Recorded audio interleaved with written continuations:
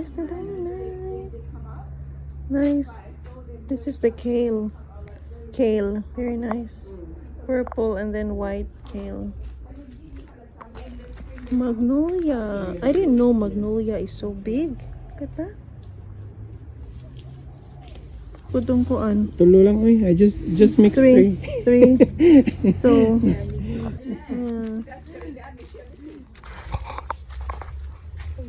Lavender. The lavender that we bought from you before, it's really growing great. It's Daisy. I think they just grow, keep on growing, right? Yeah. We got some maple as well. Some fruit tree. There's calamansi. No fruit, but Calamansi. it come out with the fruit. I mean like that, very short and An almond. I want the almond. 45. When you grab like the stem that you Got some succulents too. mature enough to make fruit, so Yeah. that's why when they're so short, even they're so short, $5. they're already mature. But So this one, we got the roses, the standing one, white, and this hybrid. So one shrub style, purple flower. yeah.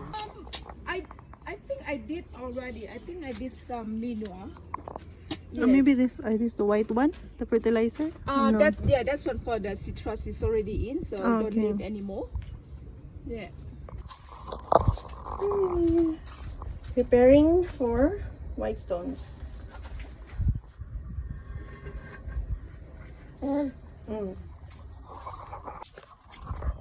Nana si plantito, nananom na. Nice! So gitangtang na mo. Remove that. Kaya nabalik naman siya. Change it to this. Nice po siya, diba? Yan yung color. Ano yung fertilizer? Osmocot. Oh. Okay. Malilito na yan. We got this calamansi. Calamansi or limoncito is what we call it back home. But dire kaya nga niya is kumkat. Kumkat? Green. Yay, like flower na siya, oh. So we got this one for $35? 25. Yeah, some marketplace. And we have the roses. English Mary Rose. Sa mga standing style ni siyang roses, not the shrub style. And we have the yellow one. Gold bunny. Wala pa sa ni flower kay winter pa man. And we have this white hybrid tea. Precious Michelle. And then kaning isa is hybrid sad siya. Tea. Hocus Pocus. Yeah. Then this one is a smaller style, shrub style siya. Rose. Hybrid tea. Blue moon. I like the color. That's why ako siyang i-buy even though small siya. And we also bought some small flowers. Para ni sa front. Near sa mailbox. It's gonna be there at the back of the mailbox. But we are going to plant that one tomorrow. And we have one more rose here. This one is shrub style rose. Shorter than the one that we put. So hopefully the photo is accurate. Because I like the color. Hybrid sea blue moon. Yeah, no? Dili, lain po na palit. Tangan na mo ani? Why man? Para makadrain siya. To drain? Okay.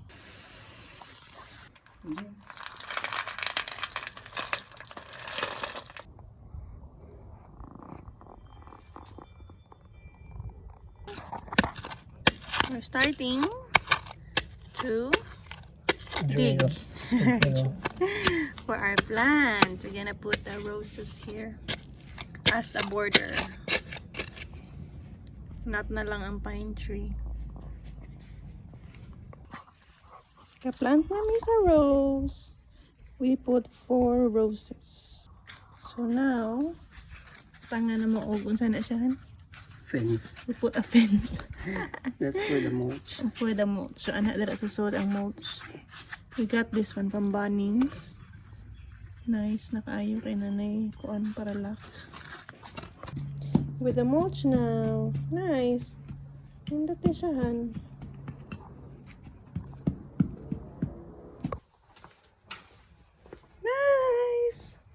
with the white stones. Nice. Uy. Red mulch with the white stones. It's Jeff's idea to put some red in there. Red mulch. Nindot sa siya na. So imo na say ana. Yay! We're done. Not yet. Partially done. 80% done. Sa front yard. I love the roses. And those lamps, we bought it from Bunnings as well. So this leftover stones is gonna be there. Still need stones in there. And on this side, yay! Look at that. Look at that. And this is the new flowers that we bought yesterday from the marketplace. So this one needs white stones pa ni. So katong leftover dito nga stones, it's gonna be here. There. So we need pavers. We need more pavers from here up to there. So I think ang white stones is enough for you, hopefully. So there. Until here. See? So the stones, when we just washed this one. So after that, we put water. You can see that the colors. You can see the colors. It's no longer white, but once it dry, it gets white again. It's sparkly. Very nice. Like the one here. This one here is dry. This is from the backyard.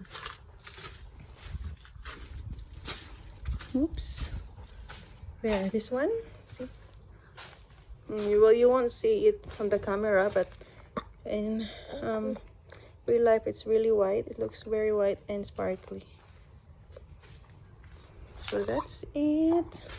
That's what we have done this day. We've done a lot actually. I'm so happy with the front yard. So this is the flowers in the front. We remove and we change it to blue one. Kay na broken, it broke. But we repotted it, put it in a pot instead. Look at Neo. He's been wanting to come out since. Just stay there, Neo. So cute, Neo. So it's the S-Flame wooden wick. And these are the soy wax. This is the soy wax. Yeah, finally white. The one that I have is beeswax and it's so yellow.